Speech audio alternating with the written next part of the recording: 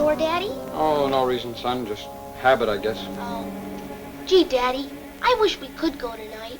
I've already told you, son. I'm sorry, but we can't go. Maybe when you get home. Look, I'm all dressed. You look fine, son. We'll go next time.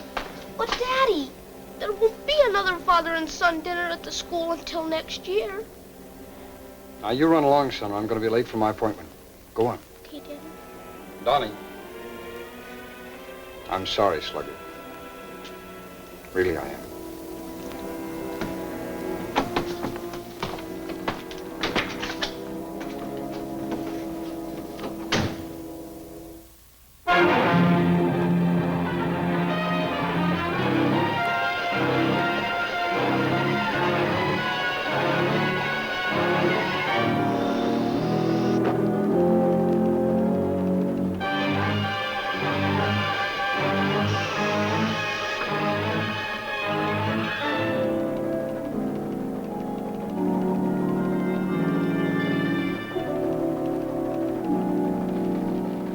Code 3.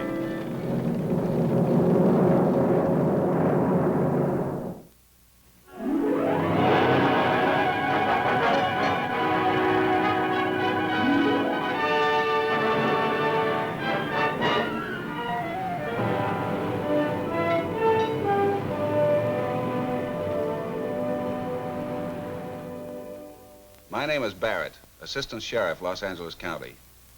The crime of embezzlement is most frequently committed by a man who is sure that he has prepared himself for all eventualities. Detective Sergeant Robert Peters of the Headquarters Division was assigned to this case.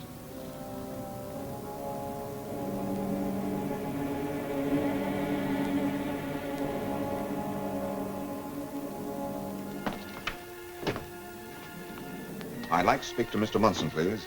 Come in. Thank you.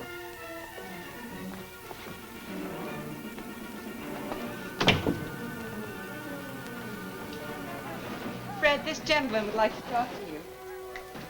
Yes? My name is Peters, Mr. Munson.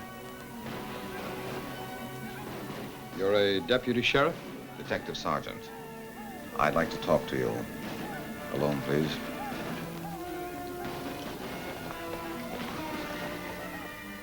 But, Daddy, it isn't over yet. You run along upstairs, son. Do I have to? Yes, Donnie. We're going to talk business down here. Is he a sheriff? He doesn't look like one. Run along upstairs, Slugger.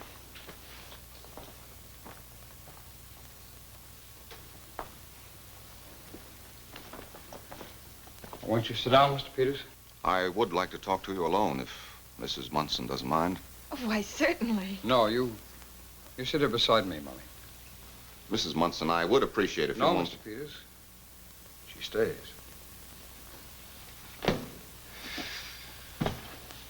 You are Fred Munson? I am. You're employed by the Amalgamated Oil Company? I am. I have a warrant for your arrest. What does he mean? The grand jury, on complaint of your company, has filed an indictment against you. Were you acquainted with one William DeWitt, now deceased? Yes, I was. You conspired with him to commit the crime of grand theft. Yes. Fred, I don't understand. Molly, I stole money from Amalgamated. You stole money? Yes. It can't be. Oh, it's true, Molly. I'm ready, Mr. Peters.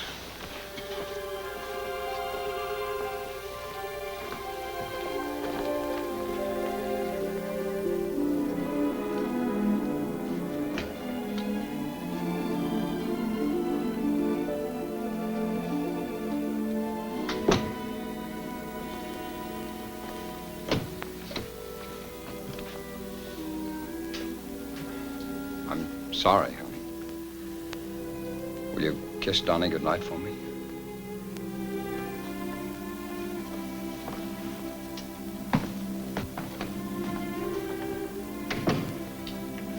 Mom, where's Daddy going with that guy? Can I watch the rest of the TV show now? Can I, Mom? Donnie, please. What's the matter? Donnie, please, go to bed. Sure.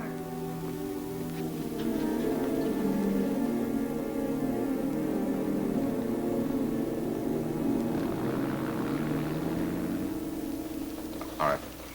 Well, Mrs. Munson.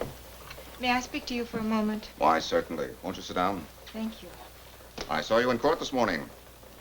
I'm sorry you had to see me arrest your husband last night. There's $25,000 there. Where did you get it? Fred gave it to me. When? The night before last. I see. Excuse me a moment. There's $25,000 recovered in the Munson case. Count it, mark it as evidence. Have the secretary prepare a receipt to Mrs. Molly Munson. Well, now, if we only knew where the rest of the money is. I still can't believe Fred could do such a thing. Well, you heard him last night. You heard him plead guilty this morning. Why should he steal? He had a salary of $60,000 a year. His salary was $500 a month. $11 more than mine. $500 a month? That's silly. He was controller of his company. Well, that's what he told you. Wasn't he? He was chief auditing clerk. Clerk? But how could he justify our home and the way we lived on a clerk's salary? Do you know how he explained it to the other clerks in the company and to your neighbors? He said that you had the money, that you inherited it. Oh, no. Mrs. Munson, your husband was one of the biggest embezzlers in the history of this department. He and DeWitt stole $1 million, $500,000 apiece. Excuse me. Sergeant Peters. Yes? Right. All right, right away.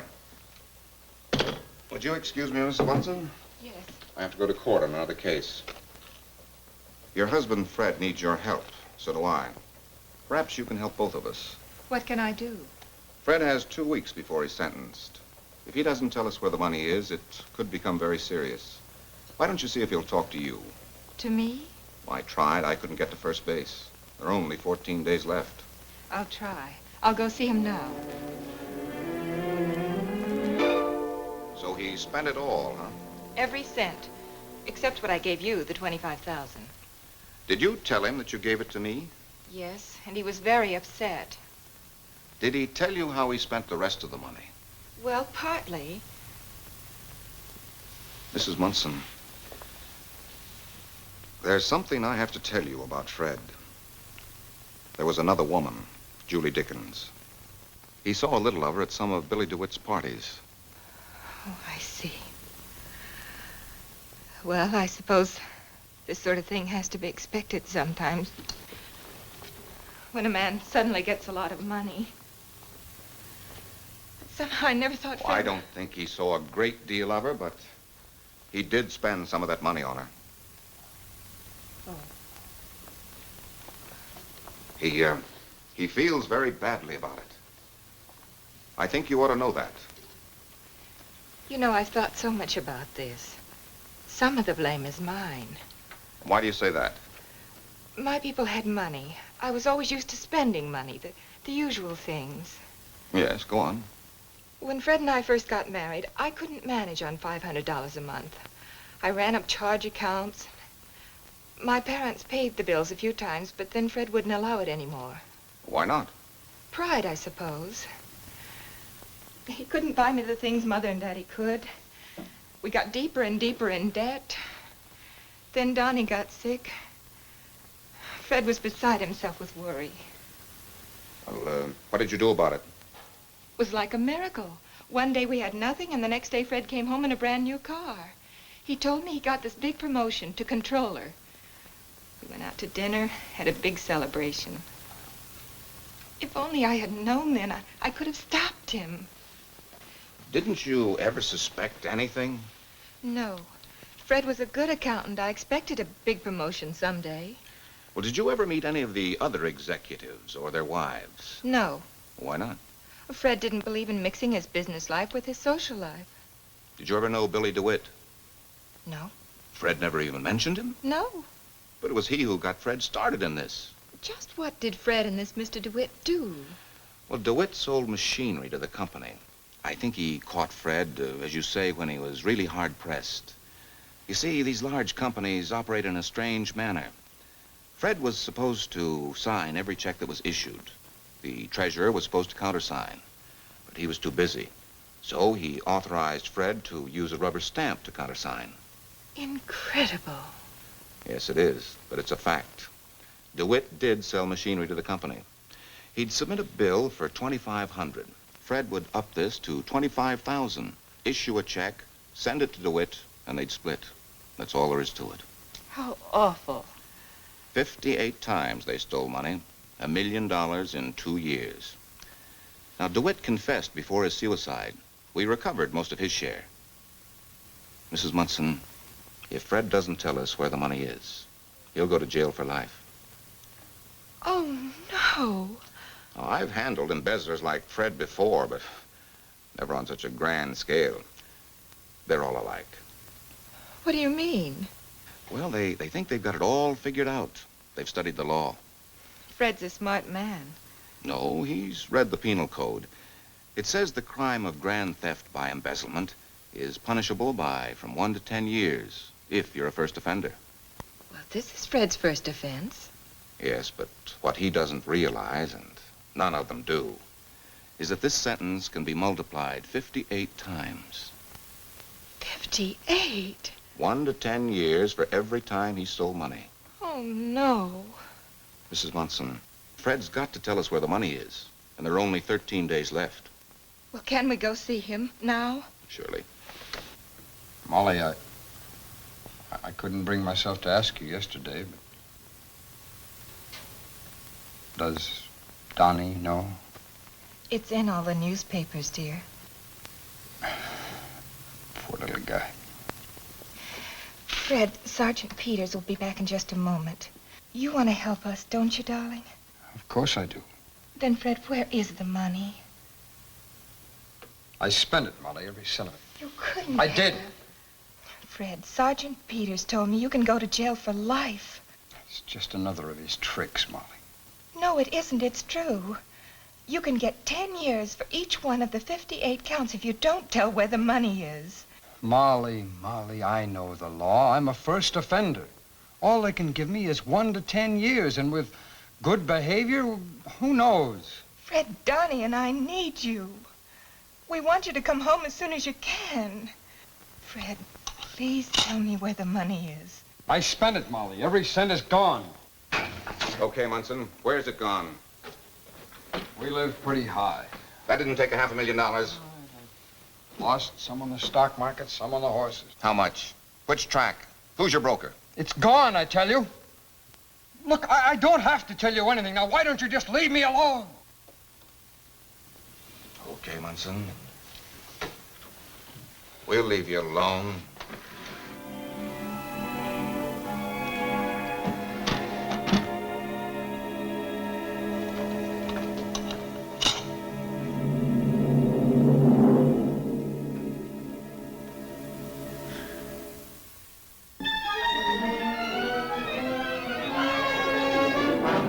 I miss you, darling. Do you, Julie? Would I be here if I didn't? Oh, I guess not. When do you go back to court? I come up for sentencing in 4 days. That soon? You poor dear. I brought you some candy, but the guard wouldn't let me bring it in.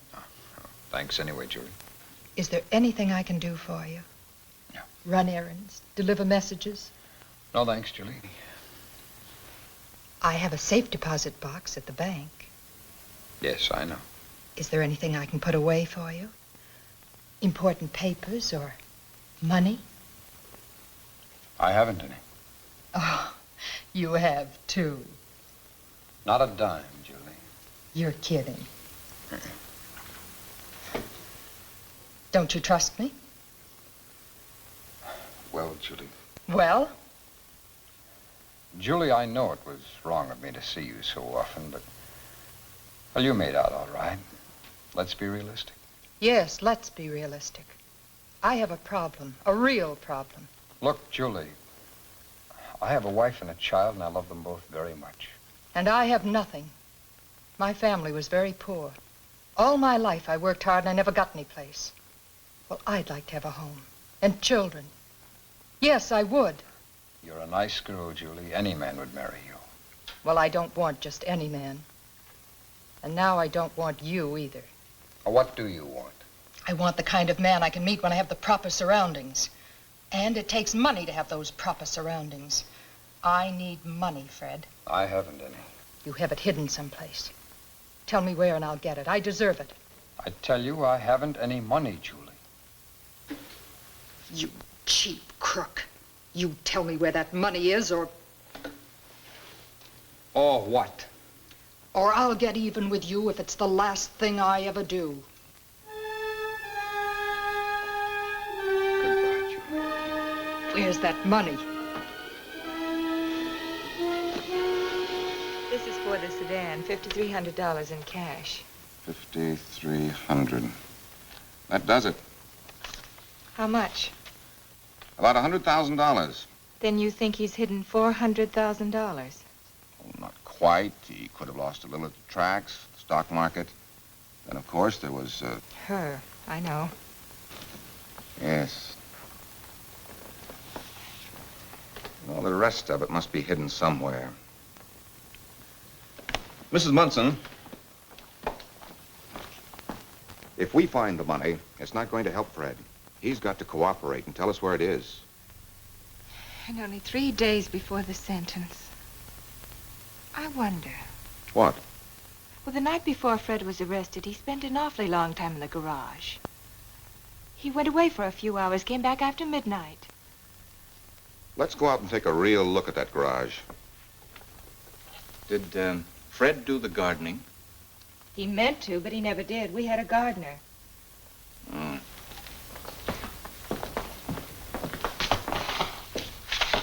Mrs. Munson, do you have the keys to the sedan? They're in the car. Would you, open the trunk for me, please? There's something I'd like to see.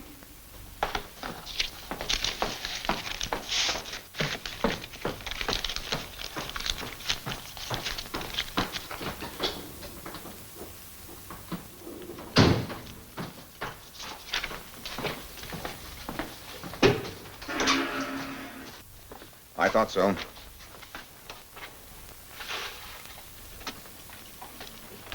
Now we know he buried something. Is the dirt important? The crime lab can tell us which part of the state it came from. Please, give Fred one more chance to talk. I'll see him first thing in the morning, as soon as I get a report from the lab. Then he'll only have 2 days left. I'll do it.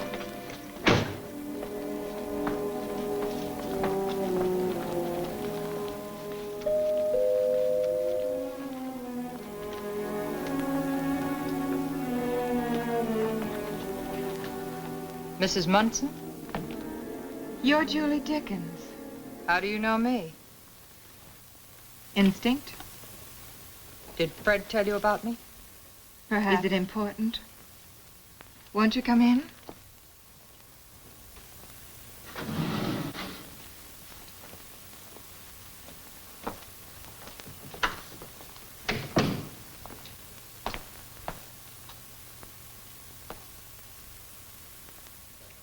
You know I'm Fred's girlfriend. Really? Really? He gave me this coat. Fred's very generous. He was nice to you, too, wasn't he? Very. He bought me a car, too. It's outside if you want to see it. No, thank you. You know, you ought to be worried. Me worried? Why? Receiving stolen goods? Don't worry about me. Unless you want to help me, that is. Help you? Yes. I need money. So do I. Your folks have plenty, Fred told me. And what if they have? Perhaps you can get some. For me. Why? The newspapers would love to know about Fred and me. See I the can just- headlines and our pictures. And oh, yes, yours and your kid. What's his name? Donnie? Fred really loves that boy. You wouldn't do that. All I want is $25,000. A very charming proposition, Miss Dickens. Sergeant Peters. Yes, I overheard. I think you'd better come with me. Why? I'll give you a lift downtown. We can talk about attempted blackmail on the way. It's a very serious charge. I'll see you tomorrow, Mrs. Munson.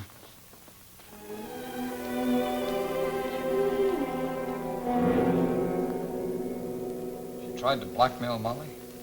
How much did she want? $25,000. But that's all over with. Let's get down to you. No, let's not. Let's leave me alone. You know, I met a guy the other day. Says he knows you. No? Works at Santa Anita at the $2 window. None of the other fellas at the higher-priced windows recognized you. So? Well, you don't spend $500,000 at the $2 window. Look, I told you before. Now, look, if you're going to get on that stock market kick, no good. You don't have a brokerage account. You don't have a safe deposit box. I checked all that. Getting a little warm. You spent $100,000 on your family, about $10,000 on that woman. Where'd the rest of it go? Where's this property of yours? Where's your footlocker? Look, I scraped this dirt off your car wheel. This dirt came from your car trunk. This from your shovel. The lab tested all of these. This dirt did not come from your yard. You tell me where it came from. You, think Donnie will be happy in a foster home? He's not going to be in any foster home. Oh? You've made arrangements for him while your wife is in jail? She had nothing to do with this. She knew what was going on. She didn't, I tell you. We recovered $25,000 from her. I gave it to her, don't you understand? She didn't know it was stolen. I gave it to her.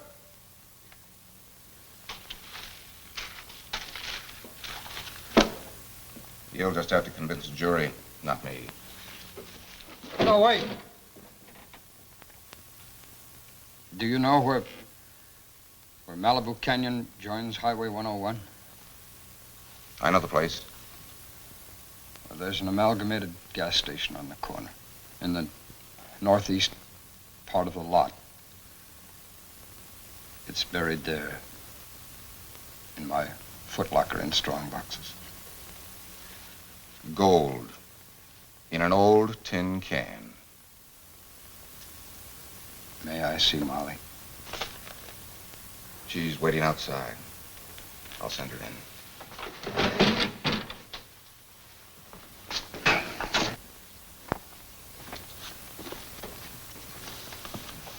We came through. Everything's going to be all right. Oh, thank God. I think you ought to know. He loves you very much.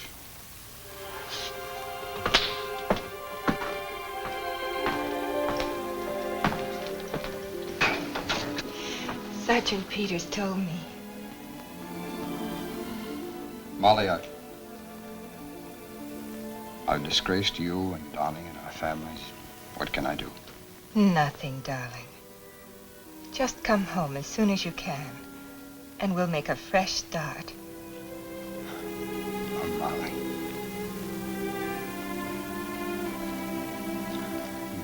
You'll have to be a father as well as a mother to Donnie until then. We'll manage.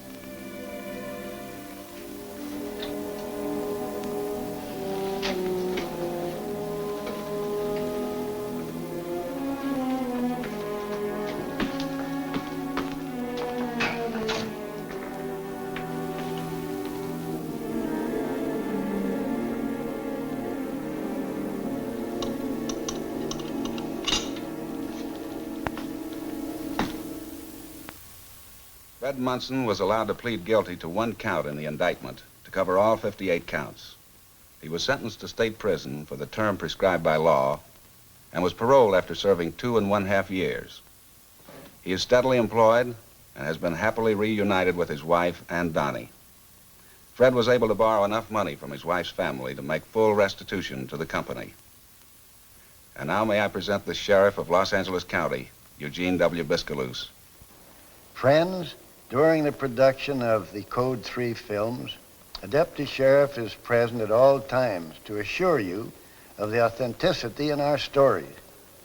We hope you'll join us again next week for another true case from our files. Thank you very much.